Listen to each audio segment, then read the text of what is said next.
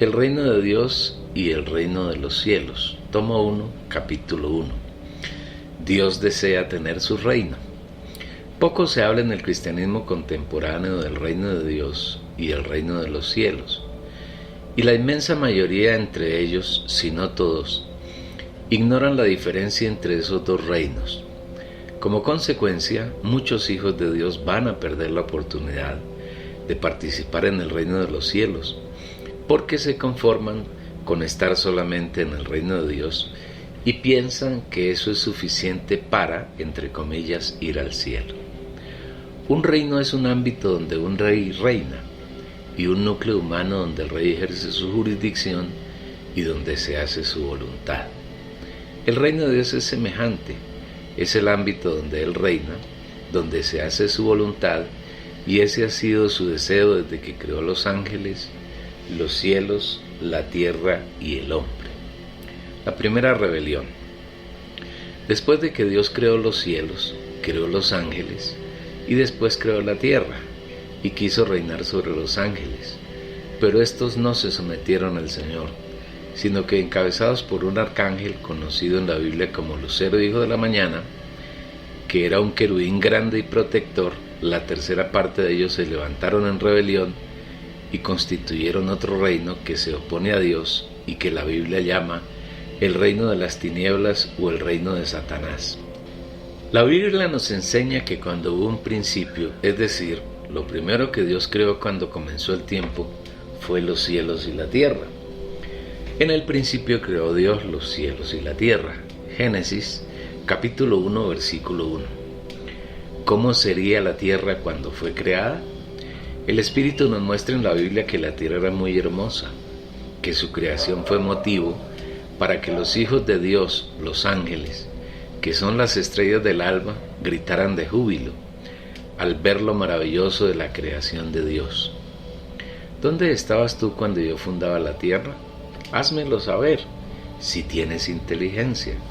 Cuando alababan todas las estrellas del alba y se regocijaban todos los hijos de Dios. Job 38, versículos 4 y 7. Indudablemente la tierra fue creada colmada de hermosura, porque Dios no puede crear nada horrendo ni desordenado. El Espíritu testifica que las estrellas del alba y los hijos de Dios se regocijaban. Si la tierra hubiera sido creada en desorden y vacía, nadie hubiera tenido regocijo por su creación. Desolación y vacío es precisamente lo que declara el Señor en el segundo versículo de la Biblia. Y la tierra estaba desordenada y vacía, y las tinieblas estaban sobre la faz del abismo, y el Espíritu de Dios se movía sobre la faz de las aguas. Génesis capítulo 1, versículo 2. La tierra no pudo ser creada como la describe este versículo, llena de desorden, vacía, sin ningún contenido, ni llena de tinieblas, ni con el abismo como lo más notorio, porque eso contradice la naturaleza de Dios. En el Señor solo hay perfección y nada imperfecto puede salir de Él. Él es ordenado y nada desordenado puede emanar de Él. El Señor es luz y las tinieblas no pueden nacer de Él. Entonces, entre Génesis 1.1 y 1.2 debió haber un hecho muy especial que trataremos de descubrir. El Espíritu mismo testifica en la Biblia que Dios hizo la tierra para que fuera habitada, y en consecuencia no pudo crearla llena de tinieblas y de vacío, como estaba en Génesis 1.2. Porque así dijo Jehová, que creó los cielos, Él es Dios, el que formó la tierra, el que la hizo la compuso. No la creó en vano, para que fuese habitada la creó. Yo soy Jehová y no hay otro. Isaías 45, versículo 18. La creación de la tierra hermosa es un claro testimonio de quién es Dios, hermoso y perfecto. Si Dios no creó la tierra desordenada y vacía, pero en Génesis 1.2 estaba así, se puede inferir que entre Génesis 1.1 y 1.2 hubo un periodo de tiempo que puede ser de cientos o millones de años. El Señor no nos revela cuánto tiempo, pero cuando Él venga conoceremos exactamente qué sucedió en ese tiempo y cuál fue su duración. El verbo usado en el original hebreo para decir que la tierra estaba desordenada y vacía da el sentido de que la tierra llegó a ser, es decir, inicialmente no estaba desordenada y vacía, sino que ocurrió un proceso y en ese proceso la tierra se llenó de desorden y se tornó vacía. Fue cubierta de agua y de tinieblas. No obstante, Dios el Espíritu se movía, se cernía sobre las aguas, porque estaba a punto de ejecutar su recreación de 6 días. Lo que sí podemos saber por la Biblia es que antes de que el Señor creara la tierra, había creado a los ángeles, porque estos fueron testigos de la hermosura de la tierra cuando fue creada, y gritaron cuando vieron la maravilla que Dios hizo. Si consideramos Isaías 14, versículos 12 al 15, y Ezequiel capítulo 28, versículos 12 al 28, podremos entender qué ocurrió en ese periodo entre Génesis 1:1 y 1:2. Entre los ángeles había uno especial que la Biblia llama en Isaías Lucero hijo de la mañana, y Ezequiel lo llama querubín grande y protector, y también habla de todos los elementos que Dios dispuso para la creación de ese ángel. En Edén, en el huerto de Dios estuviste, de toda piedra preciosa era tu vestidura, de cornerina, topacio, jaspe, crisólito, berilo y ónice, de zafiro, carbunclo, esmeralda y oro. Los primores de tus tamboriles y flautas estuvieran preparados para ti en el día de tu creación. Ezequiel 28, versículo 13. Edén representa el ámbito donde Dios y su criatura pueden tener una comunión íntima, pueden comunicarse sus necesidades sin ninguna interrupción, y en ese ámbito estaba el ángel tan especial que Dios creó. La palabra nos muestra la singularidad de la creación de ese ángel. El día de su creación fue especial y extraordinario. Hubo una fiesta en Edén, el huerto de Dios, con tamboriles y flautas. Dios realmente estaba feliz al obtener una criatura como este querubín grande protector. Cuando dice que estaba en Edén en el huerto de Dios, está indicando que nada le impedía estar en la presencia de Dios y se paseaba en medio de las piedras de fuego. En medio de las piedras de fuego te paseabas, versículo 14. La vestidura del querubín estaba conformada por 9 piedras preciosas y un metal precioso, oro. Eso significa que a diferencia del hombre, no requería ningún proceso de transformación, porque tenía todo lo necesario para participar del plan que Dios tenía para los ángeles, sin necesidad de agregar nada. Debe notarse que las vestiduras, que también deben referirse a la morada del ángel, el palacio donde vivía, tiene algún parecido con la Nueva Jerusalén, en la que el muro está adornado con 12 piedras preciosas y la ciudad es toda de oro puro y sus 12 puertas son perlas. Las perlas no están en el vestido del querubín, porque la perla representa el proceso de redención, el cual se da únicamente para la raza humana. Desde aquí se vislumbra la consumación del plan de Dios en la Nueva Jerusalén. En la creación de Dios no hubo nadie más perfecto, sabio y hermoso que este ángel, que en todo era especial. Así ha dicho Jehová el Señor: tú eras el sello de la perfección, lleno de sabiduría y acabado de hermosura. Ezequiel 28, versículo 12. El sello de la perfección quiere decir que no había ningún ser creado más perfecto que él. Cuando Dios lo creó, hizo en él una obra excelsa, extraordinariamente perfecta. Igualmente, ese ángel estaba lleno de sabiduría. Él no necesitaba adquirir sabiduría porque en el momento en que fue creado, Dios le dio toda la sabiduría que necesitaba para disfrutar de Dios por la eternidad. Su hermosura tampoco tenía comparación. Dios es la suma de la hermosura y ese ángel en el aspecto de la belleza era sin igual.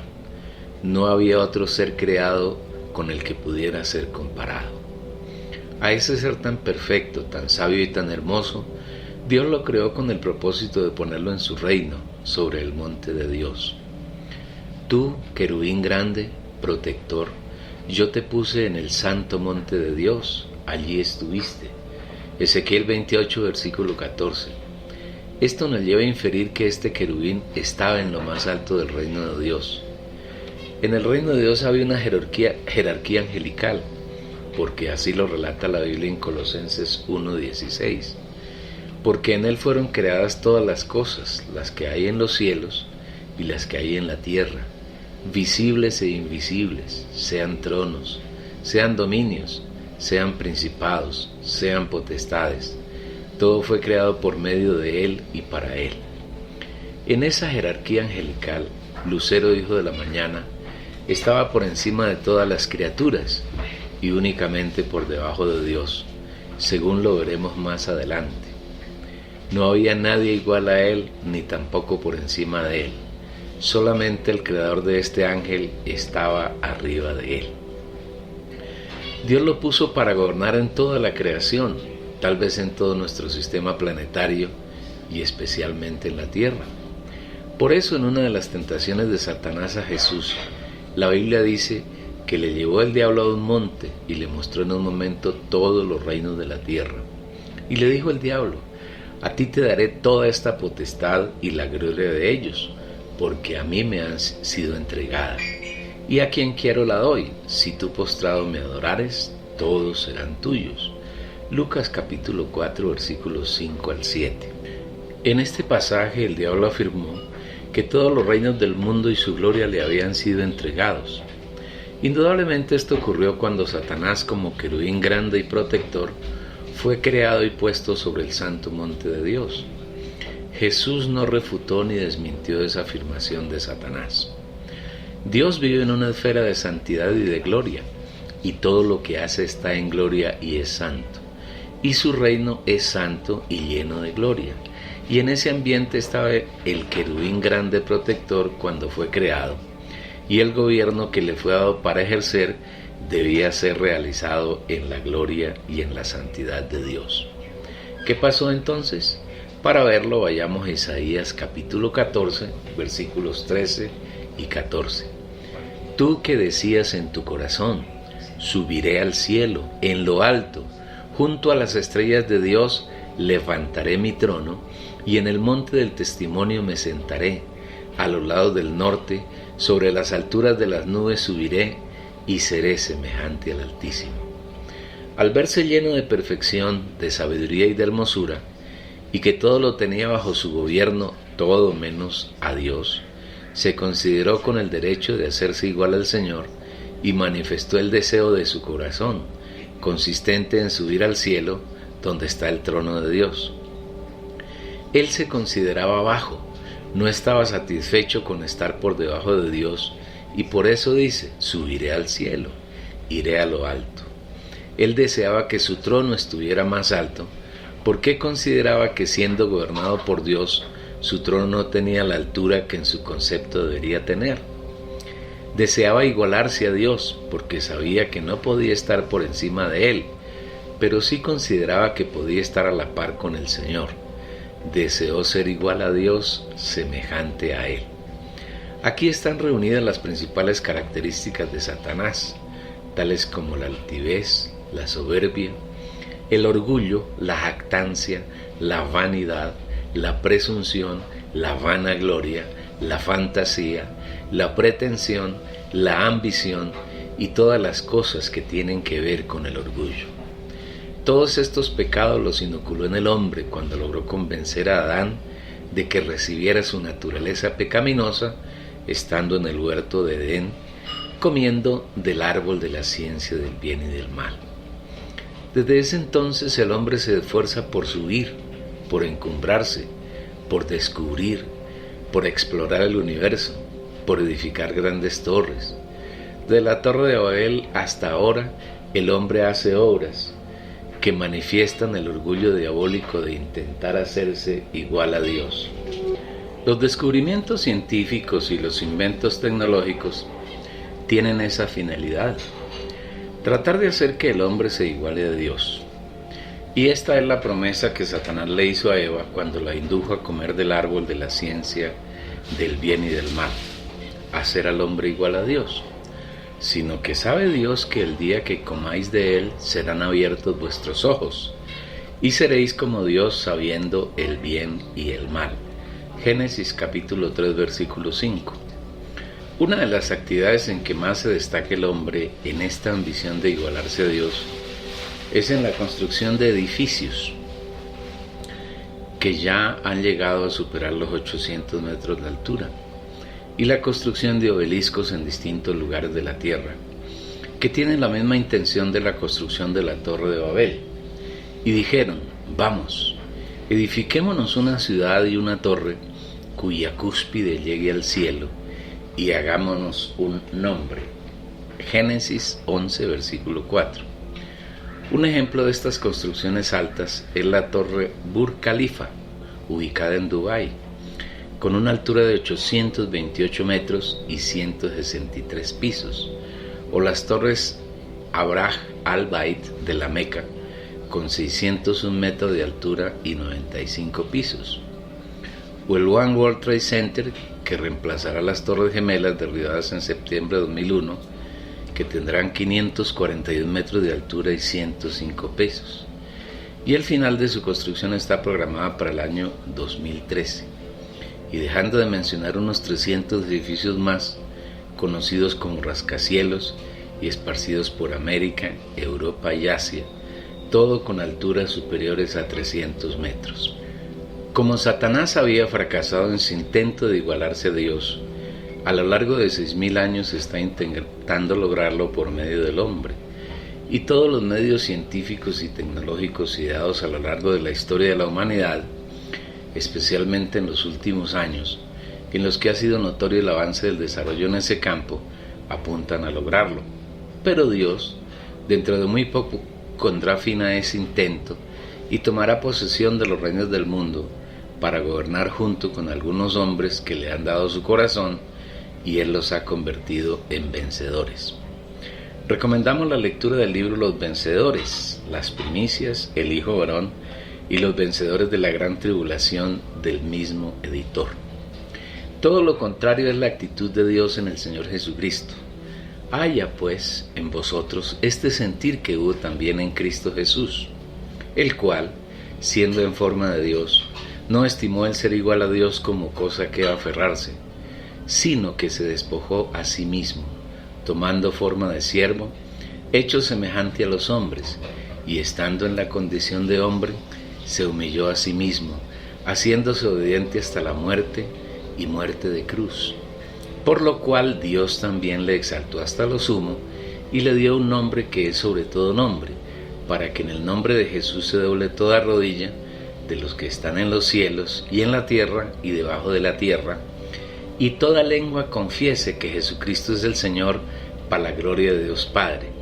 Filipenses capítulo 2, versículos 5 al 11.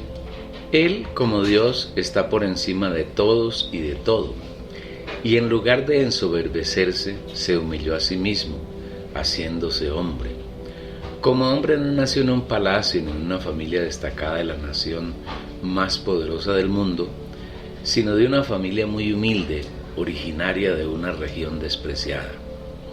Estando en la condición de hombre, no vive en el palacio de un rey, aunque él es rey, descendiente según la carne de reyes, sino que vivió como un siervo, como un esclavo, como un servidor de Dios y de los hombres. Al final de su vida en carne fue muerto con la muerte más infamante, fue crucificado. Esta clase de condena ni siquiera figuraba en la ley de los israelitas, porque los romanos la aplicaban a los malhechores y bandidos más abyectos y ruines que encontraban en el mundo que dominaban. Ni siquiera la crucifixión era aplicada a los ciudadanos romanos, por la condición infamante que tenía esa clase de sentencia a muerte. El Señor, humillado hasta ese extremo, aceptó el sacrificio, y eso lo permitió obtener de Dios que, como hombre, lo exaltase hasta lo más alto, y como hombre le diera un nombre encima del cual no hay ninguno, y en ese nombre ha ordenado que todos los seres que hay en el cielo, en la tierra y debajo de la tierra, se humillen y se postren de rodillas. Con esta actitud es glorificado el Padre.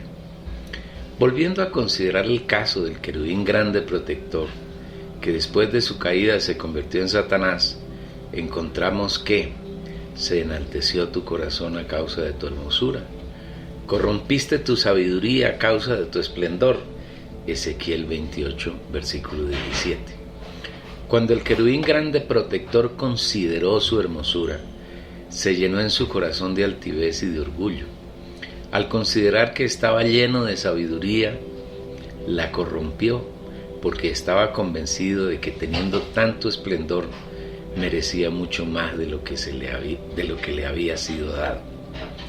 Así es el mundo actual, en el que hay personas llenas de sabiduría.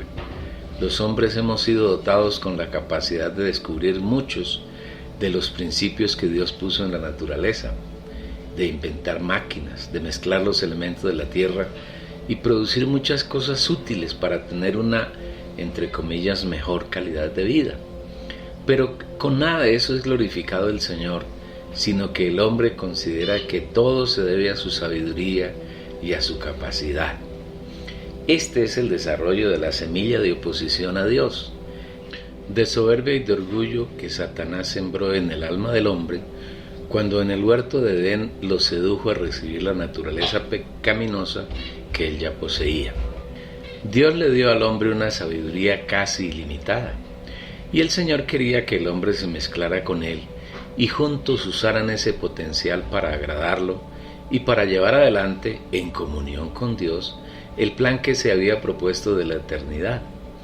Pero desde el momento en que el hombre comió del árbol de la ciencia del bien y del mal, se independizó de Dios. Satanás lo hizo creer que él era capaz de decidir y resolver su propio destino, y desde entonces el hombre tiene la misma intención de Satanás: hacerse igual a Dios y competir con él. Pero esta intención no es propia de los hombres, sino que estos, instigados por Satanás, quieren igualar al Señor único e inigualable.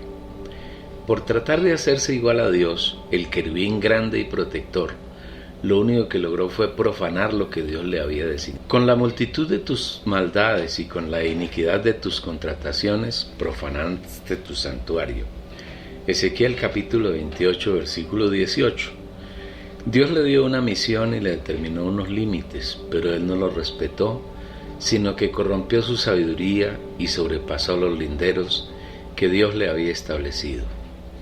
Por todas estas cosas que surgieron en el querubín grande y protector, Dios lo arrojó por tierra y determinó que los gobernantes del mundo estuviesen sujetos a él. Yo te arrojaré por tierra, delante de los reyes te pondré, para que miren en ti.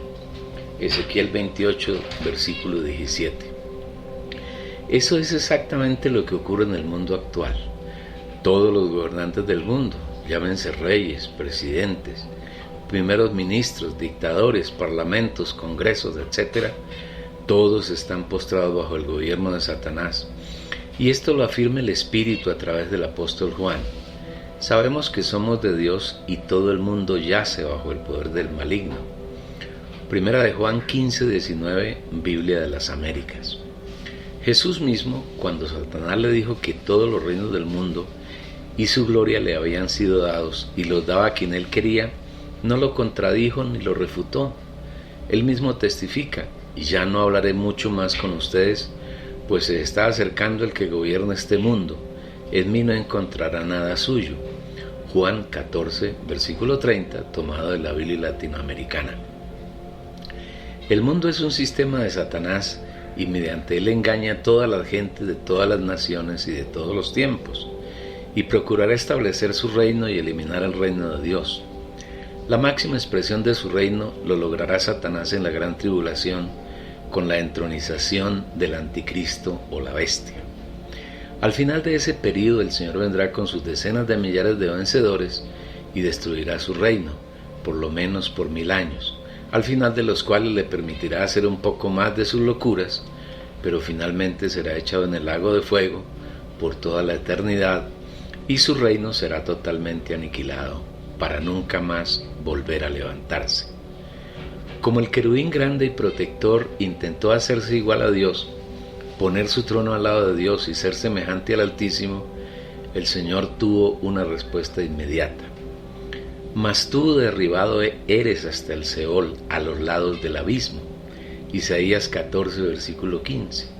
Este fue uno de los hechos ocurridos en el tiempo transcurrido entre Génesis 1, versículo 1 y Génesis capítulo 1, versículo 2, que, como hemos afirmado, es un periodo de tiempo del cual el Señor no nos ha revelado otros datos, pero que ahora podemos ver que en él ocurrió la rebelión del lucero hijo de la mañana, quien fue creado como un querubín grande y protector, y quien fue puesto por encima de todas las criaturas y de toda la creación. En esa rebelión participó la tercera parte de los ángeles y otros seres creados que habitaban en la tierra, y tal vez en algunos planetas y satélites y cuerpos celestes de nuestro sistema planetario, inmerso en el vasto universo que el Señor creó. También apareció otra señal en el cielo, he aquí un gran dragón escarlata, que tenía 7 cabezas y 10 cuernos, y en sus cabezas 7 diademas, y su cola arrastraba la tercera parte de las estrellas del cielo, y las arrojó sobre la tierra. Apocalipsis capítulo 2, versículos 3 y 4. Dios no se quedó impasible y profirió un juicio contra todos los rebeldes. Así llegamos a Génesis 1:2, donde el Espíritu nos dice que todo estaba desordenado, vacío, lleno de tinieblas y cubierto de agua. Por causa del juicio de Dios, la tierra y probablemente nuestro sistema solar quedó en tinieblas, en oscuridad, la tierra anegada en agua, y desapareció toda clase de vida que había en ella. Lea Génesis 1:2 en versión La Biblia, Palabra de Dios para Todos. Reinaba el caos y no había nada en ella. El abismo estaba sumido en la oscuridad.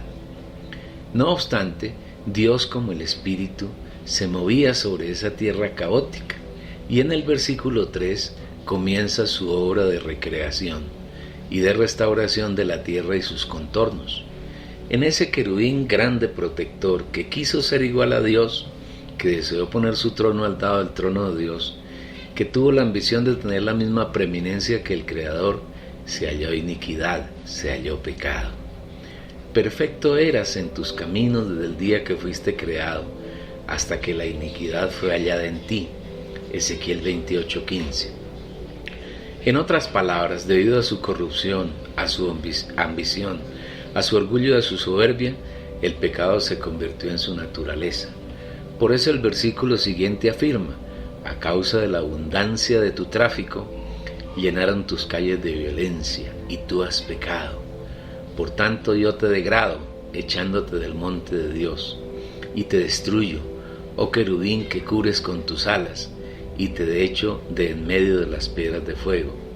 Ezequiel capítulo 28 versículo 16, tomado de la versión moderna de la Biblia. Las piedras de fuego en medio de las cuales se paseaba el querubín y de las que fue echado deben referirse al ámbito de santidad, justicia y gloria de Dios en que él se movía antes de caer. El fuego en primer lugar alumbra y en segundo lugar purifica, quemando toda inmundicia. Pero al ser hallada inmundicia en el querubín, Dios no tuvo más remedio que echarlo de allí. Él era un querubín que cubría con sus alas, y al estar solo fracasó. Por eso cuando Dios le ordenó a Moisés que levantara el tabernáculo, le dijo que sobre el arca pusiera el propiciatorio, y sobre estos 2 querubines con sus alas extendidas, con las que cubrían el propiciatorio. Ya no era uno solo, sino 2 querubines, y esos eran una réplica del modelo celestial que se le había mostrado a Moisés. Igualmente, y por esa razón, cuando Jesús envió los 70 discípulos, los envió de 2 en 2. Después de estas cosas, designó el Señor a otros 70, a quienes envió de 2 en 2 delante de él a toda ciudad y lugar donde él estaba por ir. Lucas 10:1. Siempre debemos buscar compañía en las cosas espirituales para protegernos de caer en la tentación del orgullo diabólico. Desde el momento en que ocurrió la rebelión, dejó de existir un solo reino. Ahora el reino de Dios tiene competencia, y es el reino de las tinieblas encabezado por Satanás y conformado además por ángeles caídos, demonios y hombres. Los primeros están en los aires, a los que la Biblia también denomina las regiones celestes, y están organizados como principados, potestades, gobernadores de este mundo de tinieblas y huestes espirituales de maldad.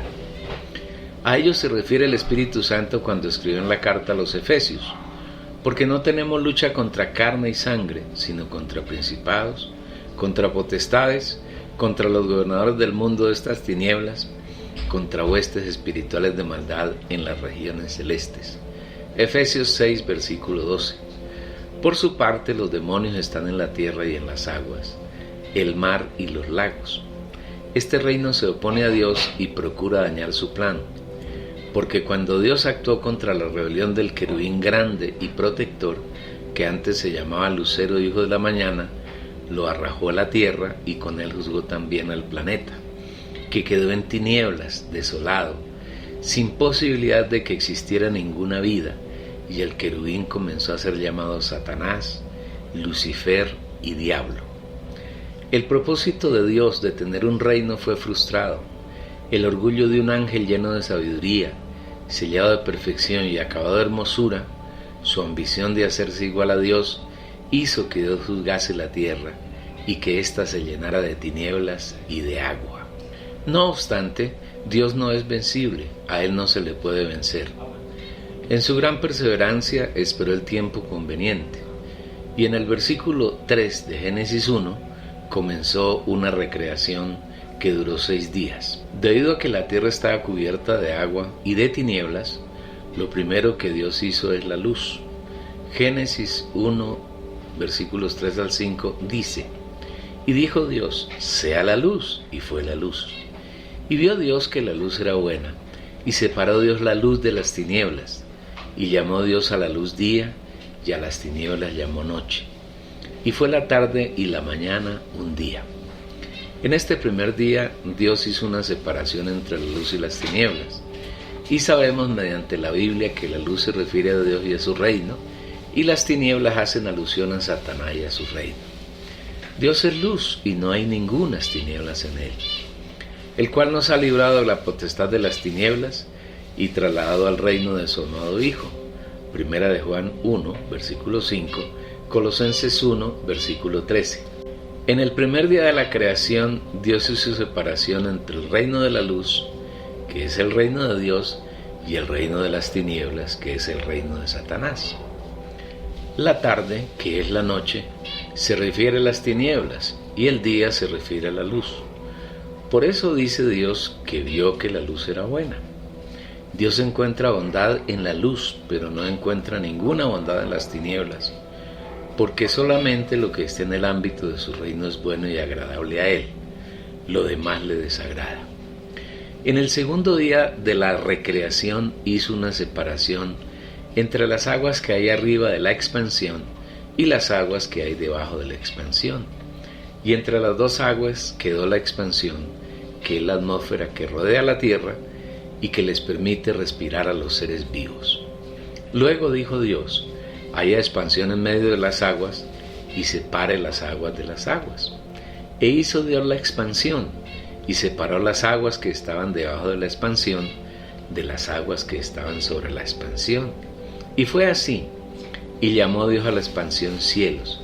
Y fue la tarde y la mañana del día segundo. Génesis 1, versículos 6 al 8. Si usted lee cuidadosamente la Biblia, notará que Dios no declaró de su creación en el segundo día que hubiera algo bueno en ello. ¿Por qué? Como ya vimos, en esa expansión que es la atmósfera o las regiones celestes, quedaron establecidos los ángeles caídos como principados, potestades, gobernadores del mundo de tinieblas y huestes espirituales de maldad, de los que habla Efesios 6:12, y que hacen parte importante del reino de Satanás, el reino de las tinieblas. Esto nos hace ver que en todos los ambientes donde nos encontremos, Satanás tiene parte de su reino, y ese ambiente está lleno de ángeles caídos, y a eso se refiere la palabra del Señor en Marcos 16, versículo 16, cuando dice: y estas señales seguirán a los que creen, en mi nombre echarán fuera demonios. Donde quiera que se encuentre una persona, hay espíritus inmundos, que no podemos percibir con nuestros ojos físicos, pero que cuando pronunciamos el nombre del Señor se alejan, porque no pueden resistir la derrota que el Señor Jesús les propinó en la cruz. Siempre que un creyente invoca el nombre del Señor Jesús, está proclamando su señorío, y el ambiente es totalmente limpio de espíritus inmundos. En el tercer día de la recreación, Dios separó la tierra seca de las aguas. y les puso límite a estas. Dijo también Dios: júntense las aguas que están debajo de los cielos en un lugar, y descúbrase lo seco. Y fue así. Y llamó Dios a lo seca tierra, y a la reunión de las aguas llamó mares. Y vio Dios que era bueno. Después dijo Dios: produzca la tierra hierba verde, hierba que dé semilla, árbol de fruto que dé fruto según su género, que su semilla esté en él sobre la tierra. Y fue así. Produjo pues la tierra hierba verde, hierba que da semilla según su naturaleza, y árbol que da fruto, cuya semilla está en él según su género. Y vio Dios que era bueno, y fue la tarde y la mañana el día tercero. Génesis capítulo 1, versículos 9 al 13. Mientras la tierra estaba cubierta de agua, no había la posibilidad de que en ella existiera la vida, porque aunque el agua es un elemento indispensable para la vida, si ella es excesiva en los seres vivos terrestres, estos mueren. Entonces en el tercer día ordenó que las aguas se juntasen en un lugar, y la tierra seca fuese descubierta, y en ese día hizo que de la tierra brotase la vida vegetal en 3 niveles bien diferenciados: la hierba que da semilla, y los árboles que dan semilla y fruto, respectivamente y según su género. Es bueno hacer ver que en el tercer día el Señor Jesús resucitó entre los muertos. Y cuando Él resucitó, los seres humanos, que antes estábamos muertos en delitos y pecados, ahora podemos tener la vida eterna, la vida de resurrección, gracias a que Él resucitó en el tercer día. Y vosotros estabais muertos en vuestros delitos y pecados, en los cuales anduvisteis en otro tiempo, siguiendo la corriente de este mundo, conforme al príncipe de la potestad del aire, el espíritu que ahora opera en los hijos de desobediencia, entre los cuales también todos nosotros nos conducíamos en otro tiempo en los deseos de nuestra carne, haciendo la voluntad de la carne y de los pensamientos, y éramos por naturaleza hijos de ira, lo mismo que los demás. Pero Dios, que es rico en misericordia, por su gran amor con que nos amó, aun estando nosotros muertos en delitos, nos dio vida juntamente con Cristo.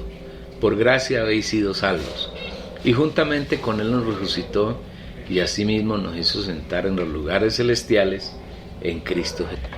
No obstante que había luz y aire, y que la tierra seca había sido descubierta, y ahora en ella había vida como hierba y árboles, Dios quería ir mucho más allá de su proceso de restauración. Por eso en el cuarto día dijo Dios: hay lumbreras en la expansión de los cielos, para separar el día de la noche, y sirvan de señales para las estaciones, para días y años, y sean por lumbreras en la expansión de los cielos, para alumbrar sobre la tierra. Y fue así. E hizo Dios las 2 grandes lumbreras, la lumbrera mayor para que señorease en el día, y la lumbrera menor para que señorease en la noche. Hizo también las estrellas, y las puso Dios en la expansión de los cielos para alumbrar sobre la tierra, y para señorear en el día y en la noche, y para separar la luz de las tinieblas. Y vio Dios que era bueno, y fue la tarde y la mañana el día cuarto. Génesis capítulo 1, versículos 14 al 19. En este día Dios hizo la lumbrera mayor, a la que el hombre llama sol, y ella señorea en el día. Hizo también la lumbrera menor, a la que se le ha denominado luna, y ella señorea en la noche. Hizo también las estrellas. Lamentablemente estos nombres de sol y luna obedecen a dioses de la mitología, pero la Biblia le llama lumbrera mayor y lumbrera menor. Todas sirven para separar la luz de las tinieblas y para medir los tiempos en días, meses y años, y para diferenciar las 4 estaciones anuales, y para permitir la existencia y la continuidad de la vida en la tierra. Todas ellas las hizo Dios con el fin de que alumbraran la tierra. Sabemos que si el sol no alumbra, no existiría el proceso de la fotosíntesis, sin el cual los vegetales morirían, y al no existir vegetales, el ciclo alimenticio se interrumpiría, y toda clase de vida biológica desaparecería de la faz de la tierra. De otro lado, en la Biblia, la lumbrera mayor representa a Cristo y la lumbrera menor representa a la Iglesia.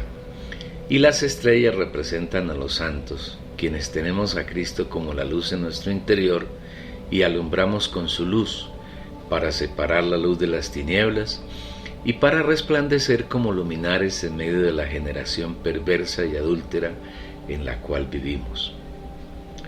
Mas a vosotros, los que teméis mi nombre, nacerá el sol de justicia, y en sus alas traerá salvación, y saldréis y saltaréis como becerros de la manada.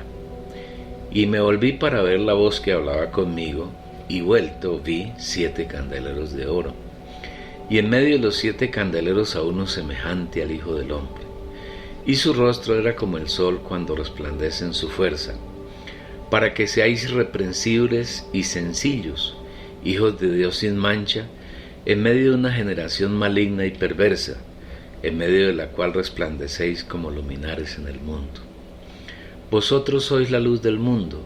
Una ciudad asentada sobre un monte no se puede esconder, ni se enciende una luz y se pone debajo de un almud, sino sobre el candelero y alumbra a todos los que están en casa. Así alumbre vuestra luz delante de los hombres, para que vean vuestras buenas obras y glorifiquen a vuestro Padre que está en los cielos.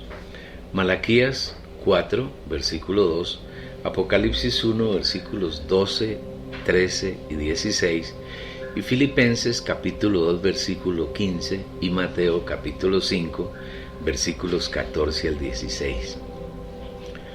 Cuando llegó el 5º día, Dios creó en el mar y en las aguas toda clase de animales acuáticos, y en los aires las aves de todas las especies. Dijo Dios: produzcan las aguas seres vivientes y aves que vuelen sobre la tierra en la abierta expansión de los cielos. Génesis 1:20. De esta manera hizo que el mar se llenara de seres vivos, incluidos los monstruos marinos. Igualmente hizo que los cielos se llenaran de aves según su especie, y al ver que todo era bueno, los bendijo, diciéndoles que se multiplicaran y llenaran las aguas de los mares, y que las aves se multiplicaran en la tierra. Y creó Dios los grandes monstruos marinos y todo ser viviente que se mueve, que las aguas produjeron según su género, y toda ave alada según su especie. Y vio Dios que era bueno. Y Dios los bendijo diciendo: fructificad y multiplicaos, y llenad las aguas en los mares, y multiplíquense las aves en la tierra. Y fue la tarde y la mañana el día 5. Génesis capítulo 1, versículos 21 al 23.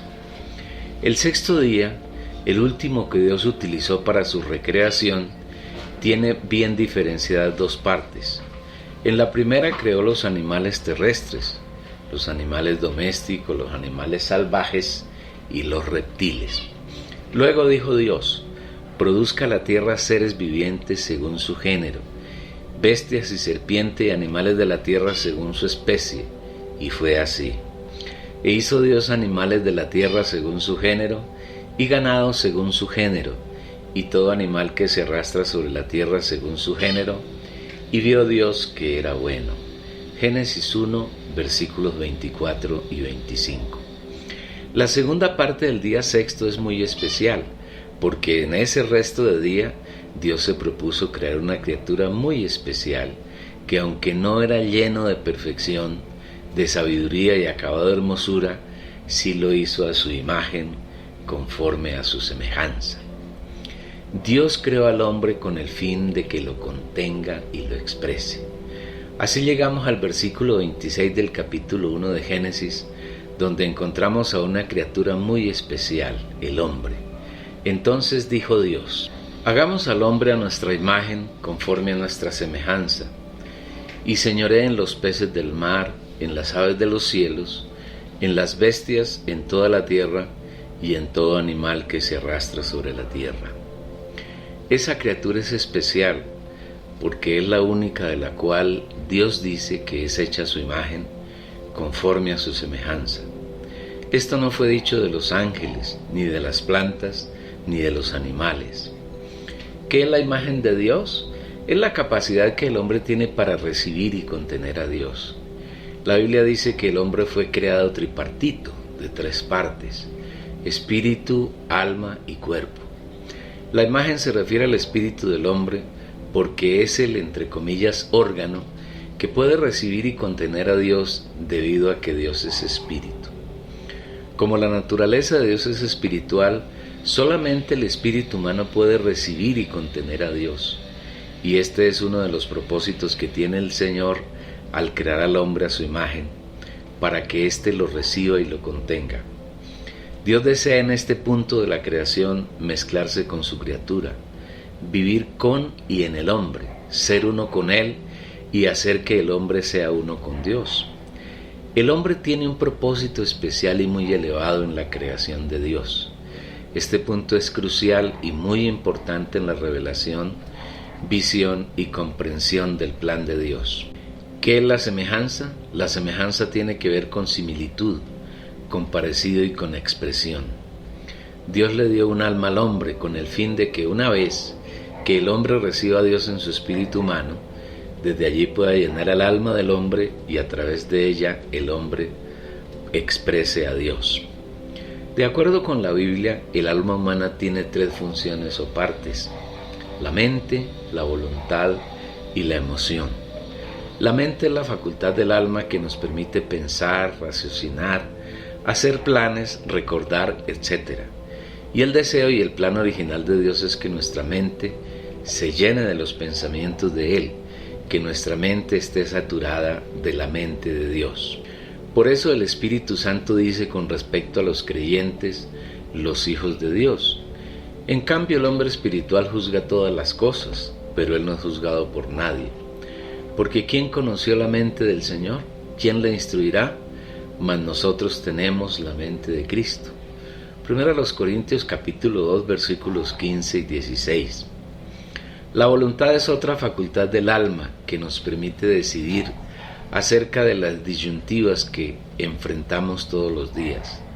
Cada momento de nuestra vida aceptamos o rechazamos pensamientos, actitudes, actividades y otras cosas. Dios desea que nuestra voluntad sea llena de su voluntad y que hagamos en nuestro diario vivir solo lo que a Él le agrada. La tercera función o facultad del alma es la emoción, y Dios quiere que mediante ella lo amemos por encima de todas las cosas, que amemos lo que Él ama y aborrezcamos lo que aborrece. En ese sentido fuimos creados a la semejanza de Dios. Nuestra mente, voluntad y emoción nos fueron dadas para que la llenemos del Señor y expresemos su mente, sus deseos y sus sentimientos. Dios tiene atributos y virtudes que desea manifestar, pero no directamente, sino a través del hombre. Uno de los atributos de Dios es la justicia. Dios es justo y desea expresar su justicia por medio del hombre. Pero para que el hombre exprese la justicia de Dios en su alma, tiene que llenar su alma de la persona del Dios justo. Pero ahora, aparte de la ley, se ha manifestado la justicia de Dios, atestiguada por la ley y por los profetas, la justicia de Dios por medio de la fe en Jesucristo para todos los que creen. Romanos 3, 21 y 22. Otro atributo que caracteriza la esencia de Dios es la vida eterna que no se corrompe, incorruptible, la vida que no se envejece, inmarcesible, la vida eterna que no tiene principio ni fin. Y Dios tiene entre sus propósitos que el hombre reciba esa vida y viva para siempre. La vida humana tiene principio, pero Dios deseó, al crear al hombre, que se mezclara con su vida eterna y viviera para siempre, perpetuamente. Yo he venido para que tengan vida y para que la tengan en abundancia. Juan 10:10. El tercer atributo de Dios es el amor. El amor es una de las características de Dios y Dios desea que el hombre, llenando su alma de la naturaleza de Dios, exprese a Dios como amor. Amor por Dios mismo y amor por sus semejantes. En la medida que nos llenamos de Dios en nuestra alma, en nosotros, se manifestará el amor de Dios hacia Él y hacia los demás. El que no ama no ha conocido a Dios, porque Dios es amor. Primera de Juan 4, versículo 8. Un atributo más de Dios es la luz. Dios es luz. En Él no hay tinieblas ni oscuridad. Un ser humano que recibe a Dios en su espíritu y llena su alma con la esencia de Dios, siempre vivirá en luz, porque vivirá en Dios. En ese hombre no habrá tinieblas, no habrá oscuridad, y su vivir será una permanente comunión con su Señor. Este es el deseo del corazón de Dios, desde que creó al hombre a su imagen y semejanza. Y este es el mensaje que hemos oído de Él y os anunciamos. Dios es luz, y en Él no hay ningunas tinieblas. Si decimos que tenemos comunión con Él y andamos en tinieblas, mentimos y no practicamos la verdad. Pero si andamos en luz como Él está en luz, tenemos comunión unos con otros, y la sangre de Jesús su Hijo nos limpia de todo pecado. Juan capítulo 1 versículos 5 al 7. Un quinto elemento que caracteriza a Dios en su esencia es la santidad. La santidad de Dios indica que Él no es común, que en Él no hay nada inmundo, que en Él no hay ni el más mínimo vestigio de pecado. Dios en su santidad es totalmente separado de todas las cosas. Es el único puro, sin ninguna contaminación, y desea que el hombre se llene de su naturaleza y sea totalmente santo, separado para Él, libre de inmundicia y de pecado, sino, así como el santo quien nos llamó, sed también vosotros santos en toda vuestra manera de vivir, porque escrito está, sed santos porque yo soy santo. Primera de Pedro capítulo 1 versículos 15 y 16. Todo esto lo previó Dios cuando creó al hombre. Deseó que toda su naturaleza fuese constituida en el hombre para que fuera expresado por medio de él, y el hombre llegara a ser como Dios, justo, lleno de vida, amoroso, lleno de luz y santo, lo mismo que Dios es. Lo único que Dios se reservó para él es la deidad, esa característica que hace a Dios adorable. Todo lo demás anhela compartirlo con el hombre. De los atributos de Dios se desprenden una enorme cantidad de virtudes, de las que desea llenar al hombre, para que igualmente el hombre las exprese en su diario vivir. Son tantas las virtudes de Dios que solo alcanzaremos a enumerar unas pocas. Por ejemplo, Dios es manso, en Él no hay soberbia. Dios es humilde, en Él no hay ninguna clase de altivez. Dios es gozo y desea que el hombre viva permanentemente en el gozo del Señor. Dios es misericordioso y anhela que sus hijos estemos llenos de misericordia, unos con otros. Dios tiene dominio propio y espera que los hombres tengamos la templanza que lo caracteriza a Él. Dios es paciente y longánimo y aspira a que sus hijos expresemos paciencia y longanimidad con los otros hijos de Dios y en todas las circunstancias. Dios es bondadoso y quiere expresar su bondad por medio nuestro. Dios quiere que expresemos su persona, sus cualidades por medio de la fe. Anhela que nuestra fe crezca hasta que llegue a ser igual a la persona de Él. En fin, son tantas las virtudes de Dios que para expresarlas, manifestarlas y hacerlas realidad, creó al hombre a su imagen y conforme a su semejanza. Qué rico y profundo es el hecho de que Dios haya decidido crear al hombre a su imagen y semejanza. Los biólogos y los psicólogos afirman que los humanos somos animales racionales, pero están muy equivocados. Si usted mira con cuidado la creación de los 6 días, notará que a todos los seres vivos que Dios creó, animales y plantas, les ordenó que se reprodujesen según su género y su especie. Pero del hombre dice que es creado a la imagen y a la semejanza de Dios, lo cual nos lleva a concluir que los seres humanos no pertenecemos a la especie animal, sino que pertenecemos a la especie de Dios. No hay nada vano en la creación del hombre, sino un propósito muy elevado, contener y expresar a su Creador. Esto es sublime. Dios creó al hombre para señorear. Dios se propuso crear al hombre a su imagen y conforme a su semejanza, para que el hombre lo contenga y lo exprese. Pero este propósito tiene una intención adicional, que la encontramos en la segunda parte del versículo 26 del capítulo 1 del libro de Génesis. Y señoree en los peces del mar, en las aves de los cielos, en las bestias, en toda la tierra y en todo animal que se arrastra sobre la tierra. Dios no solo desea morar en el hombre y expresarse a través de él, sino que, mezclado con el hombre, quiere gobernar sobre los peces del mar, las aves de los cielos, las bestias y en todo animal que se arrastra sobre la tierra. ¿Será que Dios tiene problemas para gobernar sobre los peces, las aves y los animales terrestres? Indudablemente no.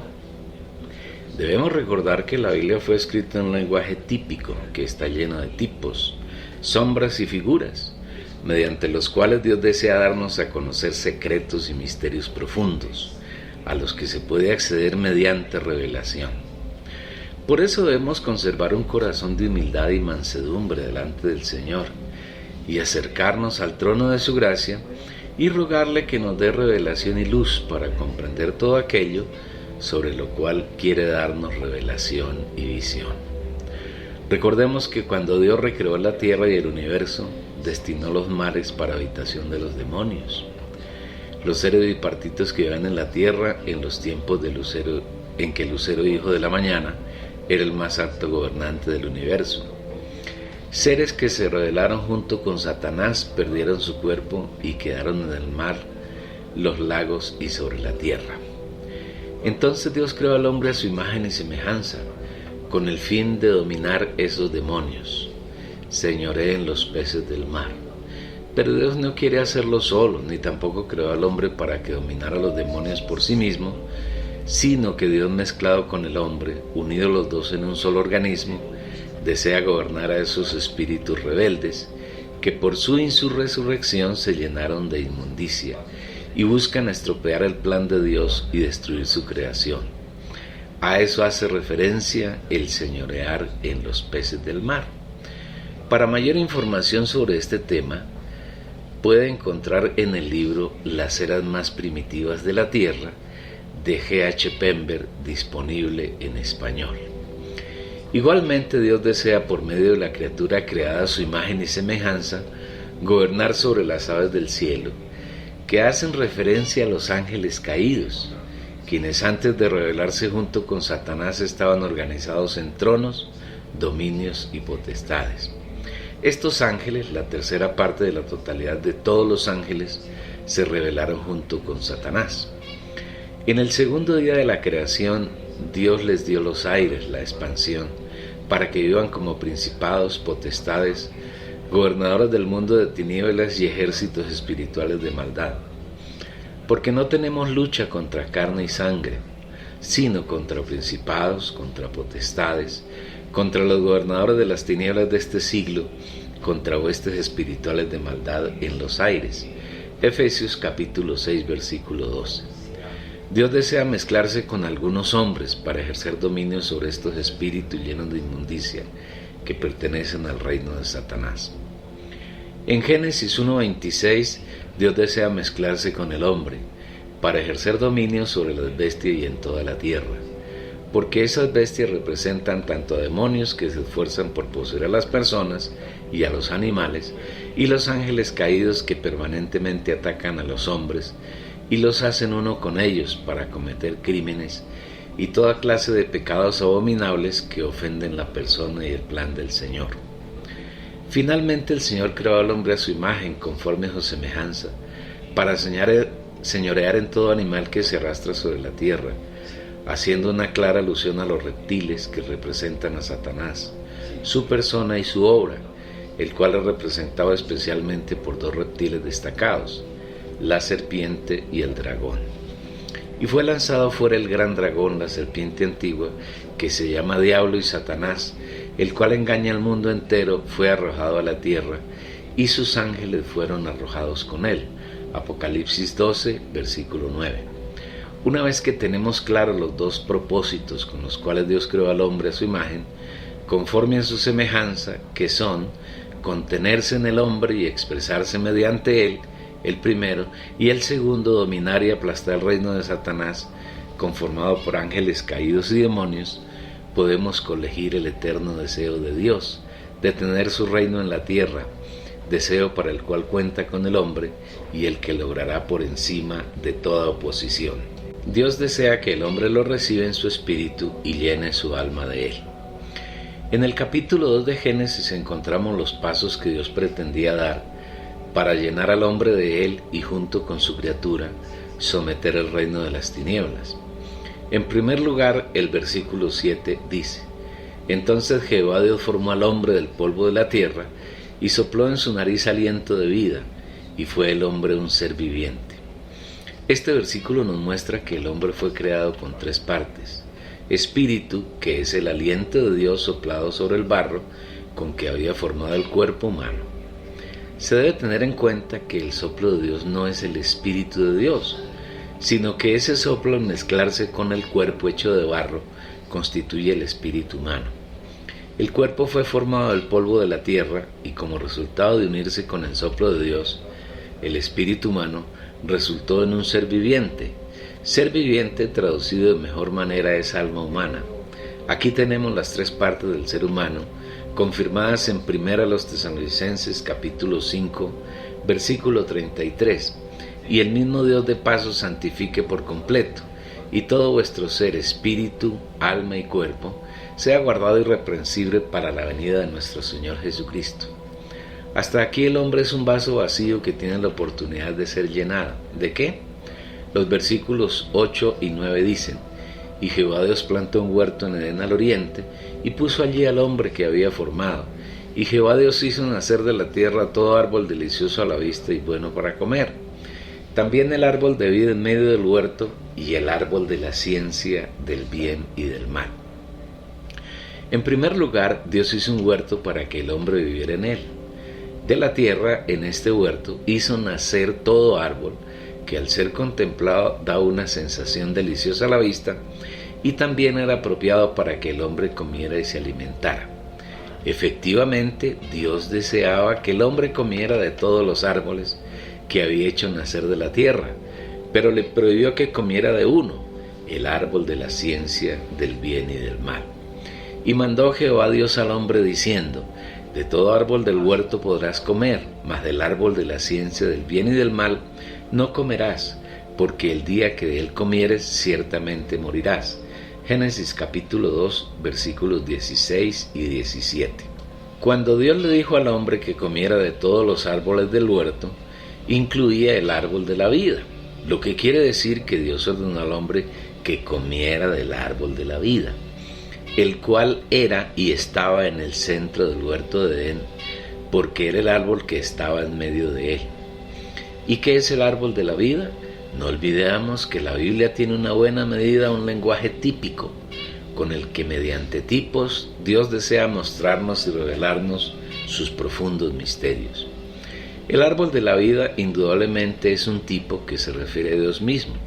Por ejemplo, Salmo 36:9 dice: Porque contigo está el manantial de la vida, en tu luz veremos la luz. Jesús afirma: Yo soy el camino y la verdad y la vida. Nadie viene al Padre sino por mí. Juan 14:6. Igualmente él afirma que Él es el pan vivo que descendió del cielo y que Él es el pan de vida.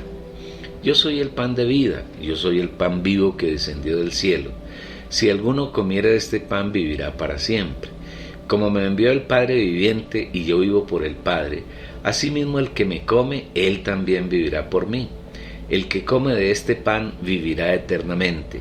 Las palabras que yo os he hablado son espíritu y son vida. Juan capítulo 6, versículos 35, 51, 57, 58 y 63. Recordamos que el Antiguo Testamento de la Biblia fue escrito en hebreo y en arameo, y el Nuevo Testamento en griego koiné. En la antigüedad, hacia el siglo III a.C., el Antiguo Testamento fue traducido al griego, lo que nos permite afirmar que toda la Biblia está escrita en griego. En el idioma griego hay tres palabras diferentes para designar la vida, que se puede traducir al español solamente como una palabra, vida, porque nuestro idioma es mucho más limitado que el griego. Las tres palabras son bios, que se refiere a la vida biológica, a la vida física que se encuentra en las plantas, en los animales y en el hombre. La otra palabra es psique, que se traduce comúnmente como alma, y se refiere a la vida psicológica encontrada en el hombre y en los animales, en estos en un grado inferior. La tercera palabra es zoe, que hace referencia a la vida eterna, a la vida espiritual, a la vida increada, inmarcesible, incorruptible y eterna de Dios. Por ejemplo, en Juan 10:10, yo he venido para que tengan vida y para que la tengan en abundancia. Esa vida a la que se refiere el Señor es Zoe, lo que indica que Él ha venido para que tengamos abundantemente su vida eterna. Así las cosas, el árbol de la vida se refiere a la vida de Dios, la vida eterna, la que Dios deseaba que el hombre recibiera, se llenara de ella, y por eso puso el árbol de la vida en medio del huerto de Edén, en el centro, en lo más notorio y notable, con el fin de que el hombre se fijara en él, lo comiera y lo disfrutara. Si Adán y Eva hubiesen obedecido a Dios comiendo del árbol de la vida, inmediatamente hubiesen sido regenerados.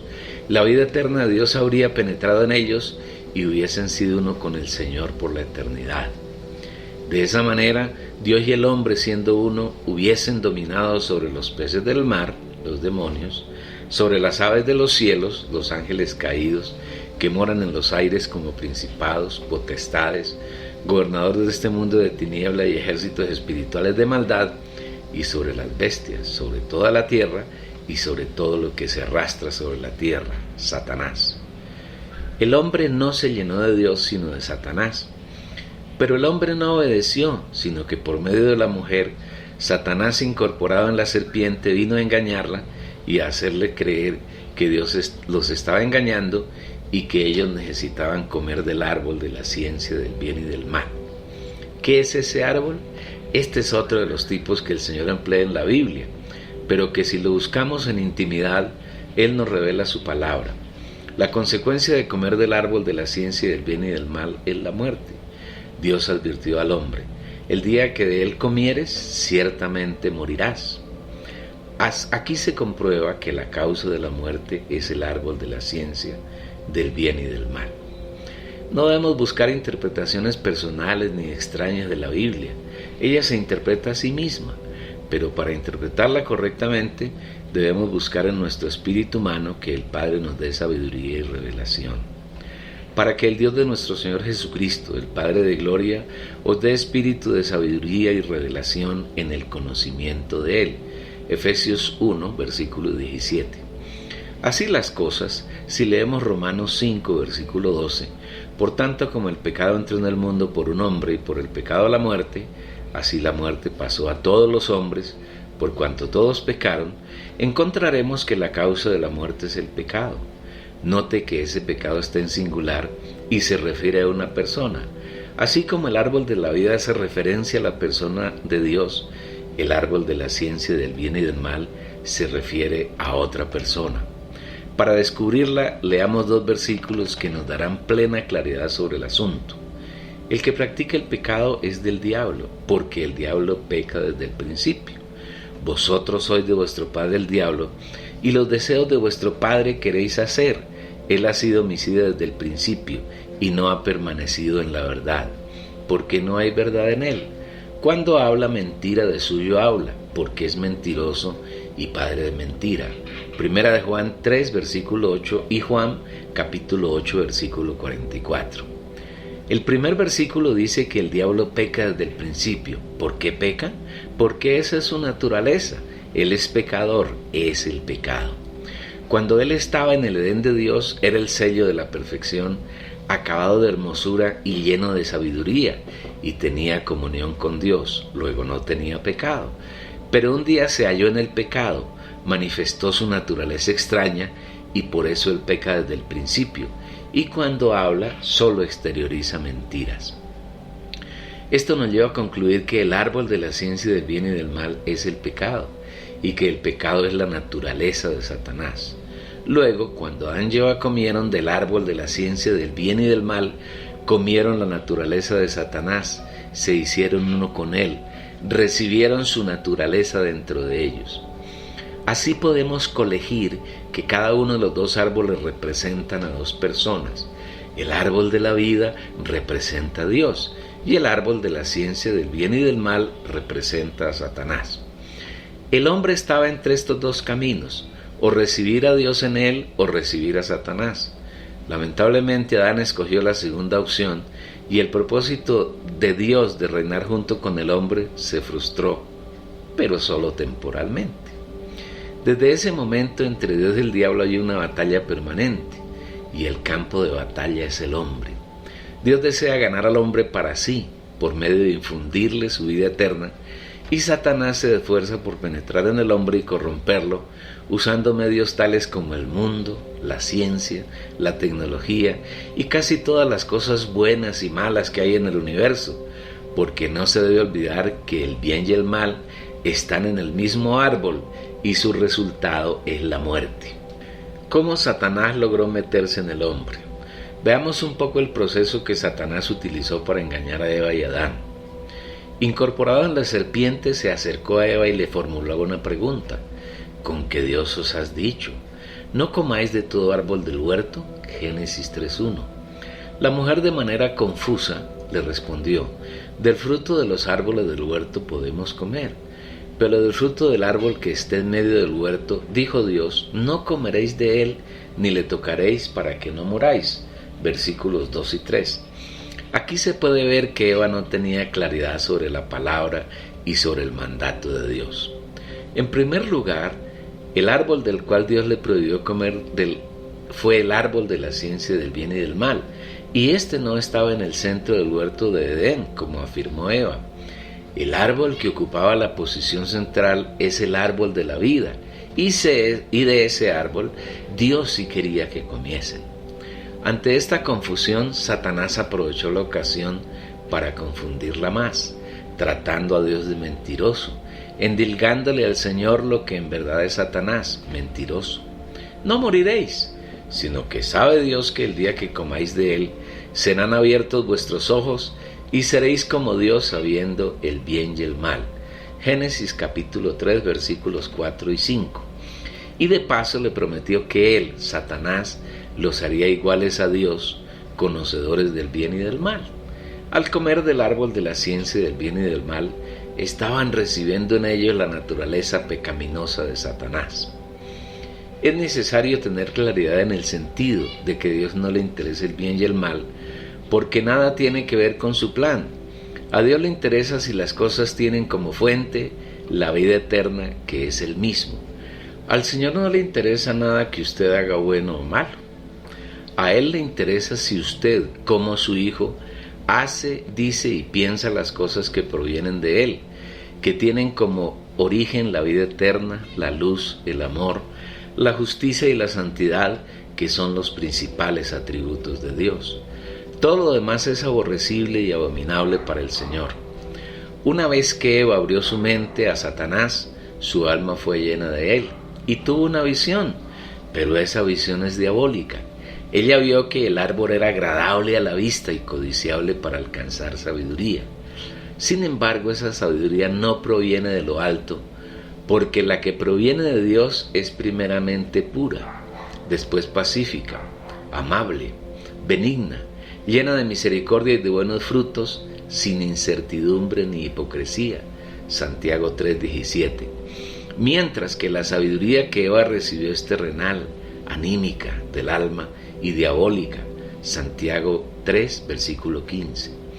Como resultado de ese proceso, la mujer alargó su mano, tomó del fruto del árbol de la ciencia del bien y del mal, le dio a su marido, quien también comió, y ahora ellos recibieron dentro de sí la naturaleza diabólica, el pecado. Y vio la mujer que el árbol era bueno para comer, y que era agradable a los ojos, y árbol codiciable para alcanzar la sabiduría, y tomó de su fruto y comió. Y dio también a su marido, el cual comió así como ella. Génesis capítulo 3, versículo 6. ¿Qué actitud asumió Dios ante tal situación? Él vino a tomar cuenta de la desobediencia de su criatura. Lo primero que le preguntó a Adán fue: ¿dónde estás tú? Génesis 3, 9. Adán no pudo escapar del juicio de Dios. Su actitud frente a él fue evasiva y terminó echándole la culpa de su desgracia a Dios mismo. La mujer que me diste por compañera me dio del árbol y yo comí. Génesis 3:12. Este es un episodio lamentable y muy triste. El hombre que Dios había creado con tanto amor, el único que decidió hacer a su imagen y conforme a su semejanza, al que tenía el propósito de llenar una vez lo recibiera, se había llenado de un elemento extraño, se había llenado de la naturaleza del enemigo de Dios. En lugar de participar del reino de la luz, el hombre decidió hacerse miembro del reino de las tinieblas, hacerse uno con Satanás y convertirse en enemigo de Dios. Por eso el Señor maldice a Satanás, maldice la tierra, pone una carga pesada sobre el hombre para obtener su sustento, cuando antes de la caída Dios proveía toda clase de árboles deliciosos a la vista y buenos para comer, y a la mujer le da la carga de concebir y dar a luz sus hijos con mucho dolor. Para evitar que el hombre comiera del árbol de la vida y viviera para siempre, sin esperanza de redención, selló el camino al árbol de la vida con querubines y una espada que se revolvía por todos lados. Y dijo Jehová Dios: he aquí el hombre es como uno de nosotros, sabiendo el bien y el mal. Ahora pues que no alargue su mano y tome también del árbol de la vida, y coma y viva para siempre. Y lo sacó Jehová del huerto del Edén, para que labrase la tierra de que fue tomado. Echó pues fuera al hombre, y puso al oriente del huerto de Edén querubines, y una espada encendida que se revolvía por todos lados, para guardar el camino del árbol de la vida. Génesis 3, versículos 22 al 24. ¿Cuál fue el resultado? El hombre fue echado de la presencia de Dios, fue sacado del huerto de Edén, que no es un huerto físico donde hay un poco de árboles frutales, sino un ambiente maravilloso donde Dios y el hombre vivían juntos, y no había ninguna restricción para la comunión. Sin embargo, ahora esa delicia había llegado a su fin. No obstante, a pesar de la caída, Dios siguió siendo misericordioso con el hombre, y antes de expulsarlo del huerto, lo vistió a él y a su mujer con pieles de animales. Seguramente el Señor sacrificó algunos corderos, arregló la piel de estos y con ella hizo vestidos para el hombre y su mujer, en lugar de los vestidos de hojas de higuera que ellos habían hecho para cubrirse desnudez, pero que durarían muy poco tiempo y volverían a estar desnudos. El hombre cayó aún más, pero la caída del hombre no se limitó a comer del árbol de la ciencia del bien y del mal, sino que ahora que Satanás poseía el alma del hombre, trató de hacerlo caer cada vez más bajo y hacerlo más vil, y lo logró. Una vez que Adán y Eva fueron expulsados del huerto de Edén, tuvieron dos hijos, Caín y Abel. El primero se dedicó a cultivar la tierra con el fin de extraer de ella su sustento mediante el sudor de su frente, mientras que el segundo se dedicó a cuidar ovejas. Si tenemos en cuenta que en ese tiempo el hombre no comía carne de animales, porque fue solo hasta Génesis 9 cuando Dios le permitió al hombre comer carne. Pero carne con su vida, que es su sangre, no comeréis, versículo 4. Entonces podemos afirmar que Abel cuidaba las ovejas para ofrecerlas en sacrificio a Dios, pues eso testifica Hebreos 11:4. Por la fe Abel ofreció a Dios más excelente sacrificio que Caín, por lo cual alcanzó testimonio de que era justo, dando Dios testimonio de sus ofrendas, y muerto aún habla por ella. A pesar de la caída del hombre y de la expulsión del huerto de Edén, los canales de comunión con Dios no fueron totalmente cerrados, y el hombre podía acercarse a Dios por medio de ofrendas. Fue así como Caín presentó a Dios de lo mejor de la cosecha, y Abel sacrificó holocaustos con lo mejor de sus ovejas. Pero Dios rechazó a Caín y a su ofrenda, y se agradó de la ofrenda de Abel. Y aconteció andando el tiempo que Caín trajo del fruto de la tierra una ofrenda a Jehová, y Abel trajo también de los primogénitos de sus ovejas, de lo más gordo de ellas, y miró Jehová con agrado a Abel y a su ofrenda, pero no miró con agrado a Caín y a la ofrenda suya, y se enseñó Caín en gran manera, y decayó su semblante. Génesis 4, versículos 3 al 5. ¿Cuál sería el motivo de tal determinación de Dios? Caín cultivaba la tierra que Dios había maldecido, y obtenía de ella el sustento mediante su propio esfuerzo y sudor, mientras que Abel cuidaba ovejas para sacrificarlas en holocausto al Señor. La ofrenda que Caín presentó a Dios tenía como fuente su propio esfuerzo y su sudor. Dios la rechazó y también rechazó a Caín. Abel sacrificaba las ovejas disfrutando, mediante ese sacrificio, un tipo de Cristo como el Cordero de Dios. Abel aprendió que para acercarse a Dios necesitaba que hubiese de por medio redención a través de sangre. Caín presentó la cosecha de su propio esfuerzo, sin importar que su condición de pecador le impidiera acercarse a Dios y lo agradara con sus acciones. En palabras sencillas, mientras Caín pretendió servir a Dios según sus propios conceptos, esfuerzos y deseos, Abel sirvió a Dios según la voluntad de él. Dios mismo les había dado ejemplo a Adán y Eva cuando sacrificó algunos animales para obtener pieles y vestir la desnudez de ellos. Así fueron vestidos de Cristo y no de su propia justicia, como intentaron hacerlo con las hojas de parra. Por eso Apocalipsis 13:8 afirma que el Cordero fue inmolado desde el principio del mundo. Como Dios no acepta nada que se origine en nosotros mismos, Caín fue rechazado e igualmente su ofrenda. Entonces él se ensañó contra su hermano Abel y lo mató. Como consecuencia del asesinato cometido por Caín, Dios lo maldijo y lo echó de su presencia. Y dijo Caín a Jehová: grande es mi castigo para ser soportado. He aquí me echas hoy de la tierra, y de tu presencia me esconderé, y seré errante y extranjero en la tierra. Génesis 4, versículos 13 al 14. Desde entonces Caín se volvió un errante, un hombre que vagaba por el mundo sin Dios, haciendo las cosas a su manera y siendo uno con Satanás. Lo primero que hizo Caín fue edificar una ciudad y darle el nombre de su hijo Enoc.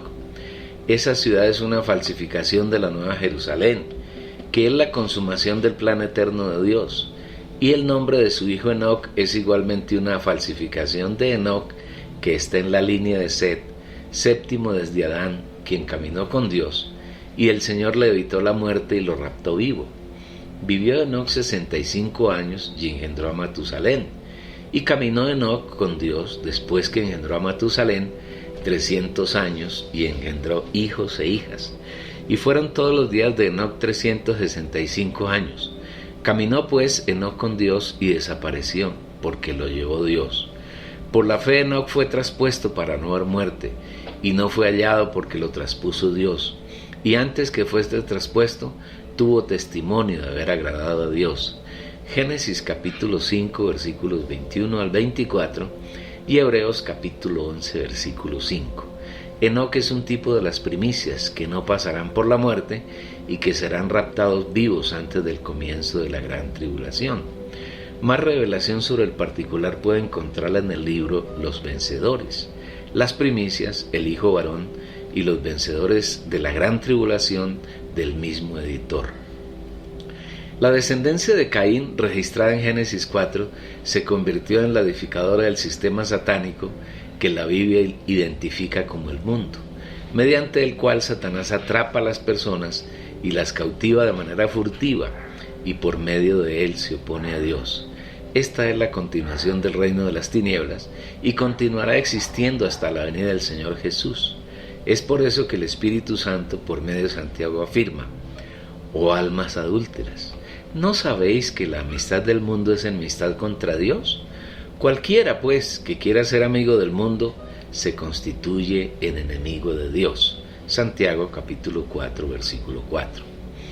La caída del hombre no terminó con la destitución de Caín de la presencia de Dios y el comienzo del sistema conocido como el mundo, sino que más adelante, en Génesis 6, ocurre algo más grave aún.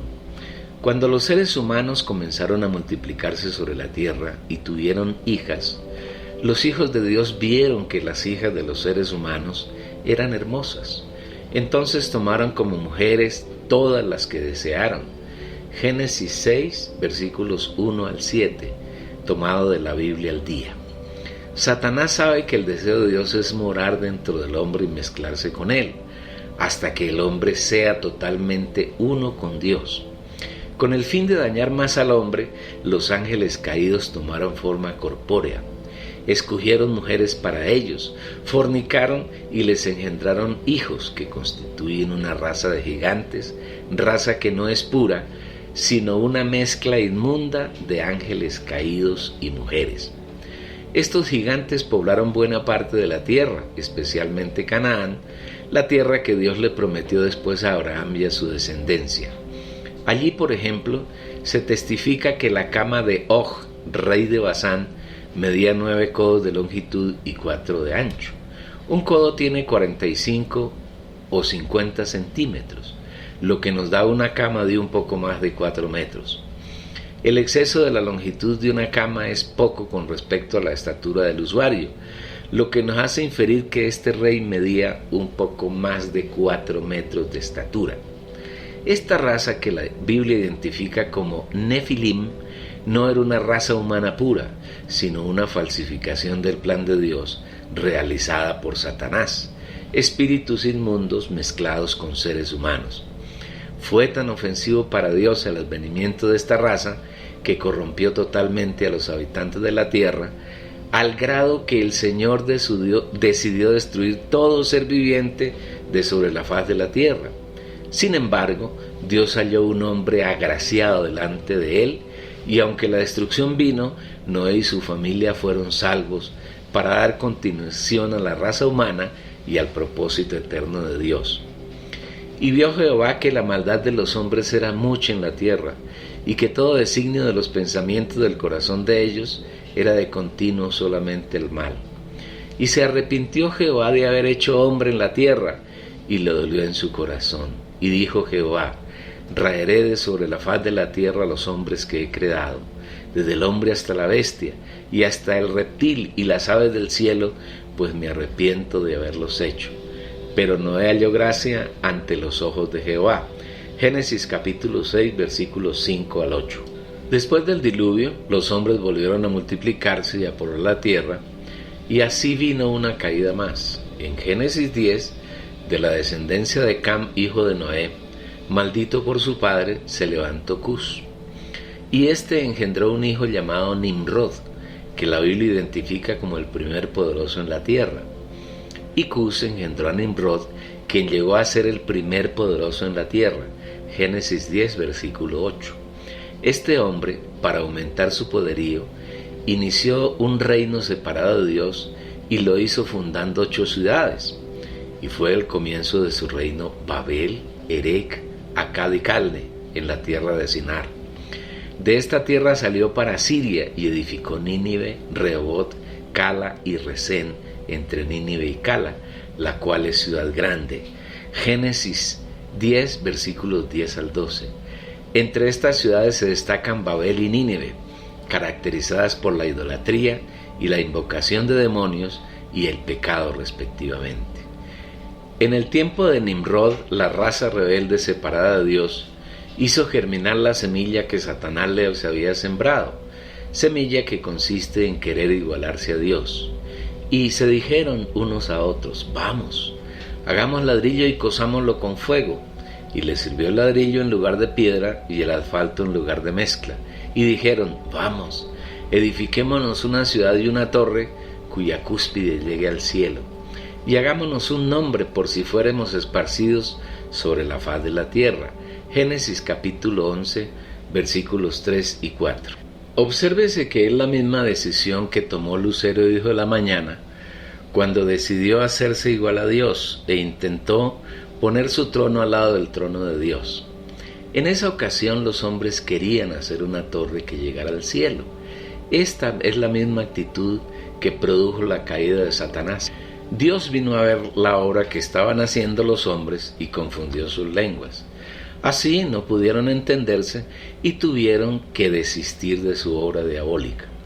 Desde ese tiempo, los hombres encabezados por Nimrod establecieron una enérgica oposición a Dios en un sistema religioso tan poderoso que ha estado presente en todas las épocas del hombre en la tierra y hoy se manifiesta en el sistema religioso que domina el mundo, en el extenso número de religiones que existen, incluidas las llamadas cristianas.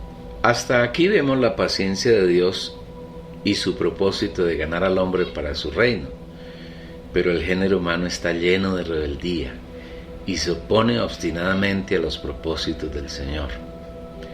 Él entonces, del seno de esa raza que había caído una y otra vez, decidió llamar a un hombre y trabajar solamente con él y su descendencia. Ese hombre es Abraham. El Señor lo llamó de Ur de los Caldeos, una tierra llena de idolatría y de invocación de demonios, y lo llevó a la tierra de Canaán, donde Abraham vivió hasta el fin de sus días. Allí Abraham aprendió a obedecer y a seguir al Señor, y su fe creció al punto de que Dios lo llamó su amigo. Y se cumplió la escritura que dice: Abraham creyó a Dios y le fue contado por justicia, y fue llamado amigo de Dios. Santiago capítulo 2 versículo 23. Mientras la raza humana se había separado de Dios y por persuasión de Satanás se había convertido en su enemiga, Abraham es un hombre que tiene comunión con el Señor y es su amigo. Dios entonces decidió continuar su trabajo en la tierra con él y dejar a un lado a los demás hombres. De Abraham nació Isaac, de este Jacob, quien fue el padre del pueblo de Israel, que en el Antiguo Testamento era el reino de Dios en la tierra. Cuando vivía Jacob con sus 11 hijos en la tierra de Canaán, se levantó una enorme hambruna que les obligó a bajar a Egipto, donde José, uno de los hijos de Jacob, era el segundo en autoridad. Estando en Egipto murió Jacob y murió José, y el pueblo estuvo allí más de 400 años. Después de la muerte de José se levantaron en Egipto reyes que no conocían la historia de Israel, y los esclavizaron sometiéndolos a duros trabajos. Ellos clamaron al Señor, y Él levantó a Moisés y por su mano los sacó de esa tierra, con el fin de introducirlos en la tierra de Canaán, la que Dios le había prometido a Abraham, a Isaac y a Jacob. El Señor los sacó de Egipto con mano poderosa, e hizo delante de ellos milagros y señales portentosas, pero el pueblo era duro de cerviz, y por más que Dios intentó gobernar sobre ellos, no fue posible hacerlo, pues siempre fueron rebeldes contra el Señor. Cuando los sacó de Egipto, el Señor primero los llevó al desierto de Sinaí, donde los sostuvo por 2 años, período en el cual Moisés subió al monte en 2 ocasiones para entrevistarse con Dios y recibir la ley escrita en 2 tablas de piedra. Igualmente, en ese periodo de 2 años, los israelitas construyeron el tabernáculo de reunión, que era una tienda donde Dios se encontraba con algunos de ellos y desde donde les hablaba sus mandamientos. El Señor se dedicó por completo a cuidar a su pueblo, teniendo la esperanza de que con él podría establecer su reino en la tierra. Les dio comida en forma de maná que caía del cielo 6 días a la semana, y con él se alimentaron durante los 40 años que peregrinaron por el desierto. Igualmente, para evitar que el calor los abrazara en el día, puso sobre ellos una nube, la que de noche se convertía en columna de fuego que los alumbraba y los calentaba.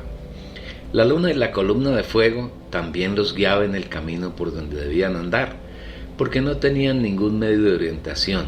La nube, tipo de Cristo, era quien los guiaba cada día.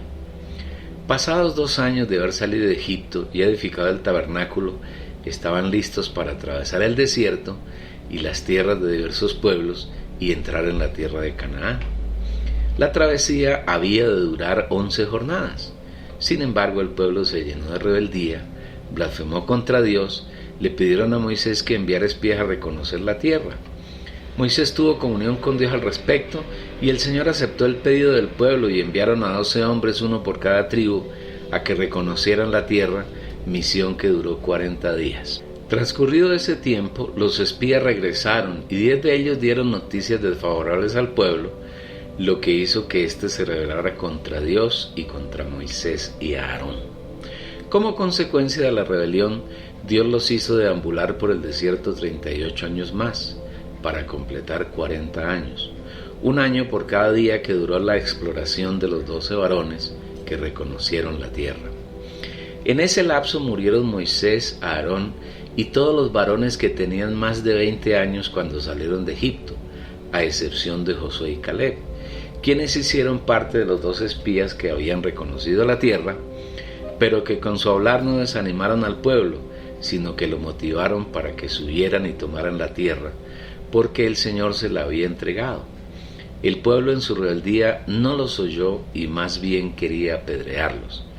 Finalmente el Señor introdujo a Israel en la tierra de Canaán por mano de Josué, y éste les repartió la tierra conforme a la orientación de Dios. Una vez cumplida su misión de introducir a los israelitas en la buena tierra y de repartirla conforme a la guía del Señor, Josué durmió y no hubo un líder que lo sucediera en la dirección de Israel. ¿Por qué el Señor obraría de esa manera, no designando un sucesor de Josué? Porque el Señor tenía la esperanza de que el pueblo de Israel permitiese ser gobernado directamente por él, ya que el pueblo se comprometió delante de Josué a seguir y a amar al Señor y no a los ídolos. Dios siempre ha deseado reinar directamente sobre su pueblo, sin que haya ningún mediador, sino que Él sea el rey.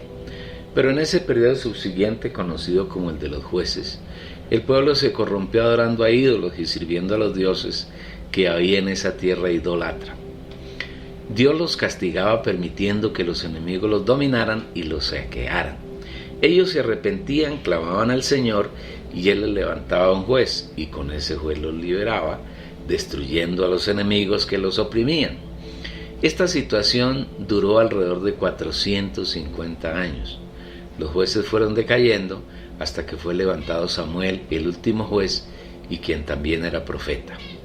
Samuel fue un juez, pero al final de sus días cometió un gran error al nombrar como jueces a sus hijos, que no andaban ordenadamente, y el pueblo prefirió pedirle que les estableciese un rey como tenían las demás naciones.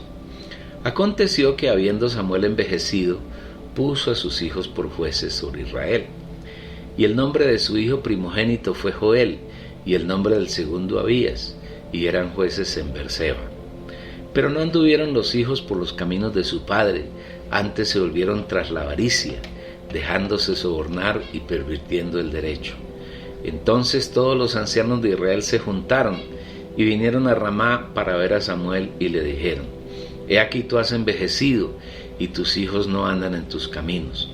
Por tanto, constitúyenos ahora un rey que nos juzgue, como tienen todas las naciones. Primera de Samuel capítulo 8, versículos 1 al 5. Cuando Samuel tuvo comunión con Dios al respecto, el Señor le dijo que el pueblo no había rechazado a Samuel, sino al Señor para que no reinase sobre ellos. Y dijo Jehová a Samuel: Oye la voz del pueblo en todo lo que te digan, porque no te han desechado a ti, sino a mí me han desechado, para que no reine sobre ellos. Primero de Samuel capítulo 8, versículo 7. Una vez más la rebeldía del pueblo se manifestó rechazando al Señor como su rey. Una vez más el deseo del Señor es desechado por su pueblo. Las naciones que hacen parte del mundo, que es gobernado por Satanás, siempre inducen a los hijos de Dios a no cumplir la voluntad del Señor. Dios entonces, sin ser su voluntad perfecta, agradable y buena, permitió que el pueblo tuviese un rey distinto a él.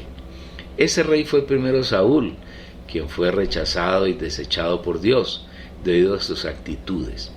Después David fue puesto como rey, que es uno de los pocos reyes de los que Dios da testimonio, que era conforme a su corazón y que haría lo que él deseaba. David reinó 40 años sobre Israel y murió. En su reemplazo reinó uno de sus muchos hijos, Salomón. Este rey al comienzo procuró hacer la voluntad de Dios, pero pasando el tiempo su corazón se inclinó tras las mujeres gentiles y éstas lo llevaron a adorar a sus falsos dioses, lo que disgustó profundamente a Dios, y como consecuencia el reino fue dividido después de la muerte de Salomón. Bajo el reinado de Roboam, hijo de Salomón, y debido a la idolatría de éste, 10 de las tribus de Israel se quedaron en el norte bajo el reinado de Jeroboam, y solamente 2 se quedaron al sur bajo el estandarte de Roboam. La casa de Israel, que así se llamó al reino del norte, tuvo reyes que siempre contrariaron el deseo del Señor. Al leer los relatos de sus hechos, en la inmensa mayoría se encuentra esta frase: e hizo lo malo ante los ojos de Jehová. El corazón de los reyes y del pueblo de la casa de Israel se corrompió y ofendió tanto al Señor hasta el punto que él tuvo que mandar a los asirios a que los invadieran, los llevaran cautivos y fueran reemplazados en sus tierras por pueblos gentiles. Nunca más volvió a establecerse como nación ni como reino. Judá no tardó en seguir el ejemplo de Israel, aunque en ella hubo algunos reyes que agradaron al Señor. En general, la maldad de Judá fue tanta que el Señor envió al rey babilonio Nabucodonosor, el cual quemó la ciudad, destruyó el templo y llevó cautivos a la mayoría de los habitantes de Judá. Sin embargo, el tratamiento del Señor para la casa de Judá o reino del sur fue distinto, porque después de 70 años Babilonia fue invadida por Media y Persia, y tal como lo había profetizado Jeremías, el rey persa Ciro el Grande decretó el regreso a Jerusalén de los judíos cautivos, con el fin de reedificar el templo y la ciudad, lo que ellos hicieron en un periodo cercano a 50 años. Desde entonces Judá se estableció como nación, pero en ella no se estableció un rey de acuerdo a como se había determinado desde el tiempo de Samuel. Además fue poco el tiempo que lograron permanecer como una nación libre, porque fueron siempre invadidos, acosados por los imperios de turno, como el imperio griego y el romano, bajo el cual fueron nuevamente dispersos entre los pueblos gentiles, y durante un periodo cercano a 1900 años vivieron sin patria y sin tierra hasta mayo de 1948, cuando lograron establecer nuevamente como nación gracias a una resolución de la entonces naciente Organización de las Naciones Unidas, ONU. Esta brevísima reseña histórica pretende demostrar cómo algo que no se inicia en la voluntad del Señor nunca perdurará en el tiempo, así Él permita ciertas cosas y sucesos históricos. Por eso debemos procurar que todo nuestro vivir esté bajo la voluntad de Él, porque el que hace la voluntad de Dios permanece para siempre. Primera de Juan 2:17. Dios, en su intención de obtener su reino en la tierra, ejecutó una segunda parte de su plan, en el que por un periodo de tiempo hace a un lado al pueblo de Israel y se vuelve a los gentiles. Para ello, Él mismo se hizo carne, vivió entre los hombres por más de 30 años, murió en la cruz con el fin de eliminar todas las cosas que Satanás había venido inoculando en el hombre y que lo constituyeron como enemigo de Dios. Después de 3 días de muerto, resucitó y vino y se introdujo entre los discípulos que Él había escogido cuando vivió en la tierra, consumando así uno de los pasos más gloriosos y sublimes del plan de redención. Dios ahora no solo mora con, sino dentro de sus discípulos, y de esta manera el establecimiento de su reino en la tierra, y entre y con los hombres, era una realidad que nada ni nadie podía frustrar. 40 días después de haber resucitado, ascendió al cielo a la vista de sus discípulos, para ser entronizado y glorificado, y desde allí se derramó como el Espíritu de poder el día de Pentecostés, e inició su obra de edificar la iglesia con y por medio de sus discípulos. Ahora el reino de Dios es realidad en la tierra, porque Dios mora dentro de algunos hombres, con el deseo de que ellos lo obedezcan en todo, hagan su voluntad y lo complazcan en toda su manera de vida. El comienzo de la iglesia es verdaderamente maravilloso, porque durante un buen número de años, desde Pentecostés, los discípulos hicieron la voluntad del Espíritu, y solamente esa voluntad se manifestó en la iglesia. Pero Satanás no descansa en su deseo de hacer daño y de estorbar el plan que el Señor tiene en su corazón desde la eternidad, y poco a poco se fue infiltrando en la iglesia y ha logrado damnificarla hasta el punto de llevar la situación actual, descrita en las cartas que el Señor escribió al ángel de la iglesia en cada una de sus manifestaciones en Apocalipsis capítulos 2 y 3.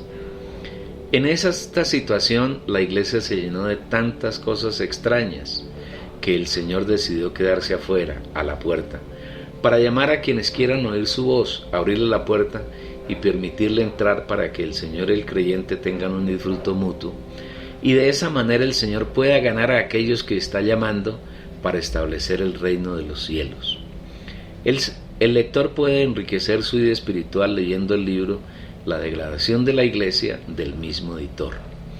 A pesar del trabajo del enemigo para dañar el plan del Señor, la situación en el Nuevo Testamento es bien distinta, porque ahora Dios no es lejano, sino que mora dentro de los discípulos que Él escogió desde antes de la fundación del mundo y que lo han recibido como su vida en su espíritu.